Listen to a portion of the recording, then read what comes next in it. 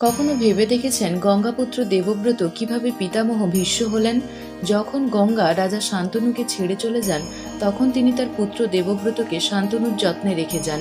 বহু বছর পর শান্তনু এক জেলে কন্যা সত্যবতীর প্রেমে পড়েন এবং তাকে বিয়ে করতে চান। কিন্তু সত্যবতীর পিতা একটি শর্ত দেন, সত্যবতীর পুত্রই হবে ভবিষ্যতের রাজা। এই শর্ত এক বড় সমস্যায় পরিণত হয়, কারণ শান্তনু ইতিমধ্যেই দেবব্রতকে সিংহাসনের উত্তরাধিকারী ঘোষণা করে ফেলেছিলেন। নিজের পিতাকে দুঃখিত দেখে দেবব্রত নিজেই পুরো পরিস্থিতি নিজের হাতে তুলে নেন। তিনি সত্যবতীর পিতার সঙ্গে সাক্ষাৎ করে সিংহাসনের দাবি ছেড়ে দেওয়ার প্রতিজ্ঞা করেন, যাতে সত্যবতীর পুত্র রাজা হতে পারে। কিন্তু সত্যবতীর পিতার মনে তখনও ভয় ছিল, ভবিষ্যতে দেবব্রতর সন্তানেরা তার নাতির সিংহাসনের ওপর দাবি করতে পারে। এই ভয় দূর করার জন্য দেবব্রত আজীবন ব্রহ্মচর্যের কঠিন ব্রত গ্রহণ করেন এবং প্রতিজ্ঞা করেন যে তিনি কখনো পিতা হবেন না। তার এই মহান ত্যাগের জন্যই তিনি ভীষ্ম নামে পরিচিত হন, যার অর্থ যিনি ভয়ানক প্রতিজ্ঞা গ্রহণ করেন।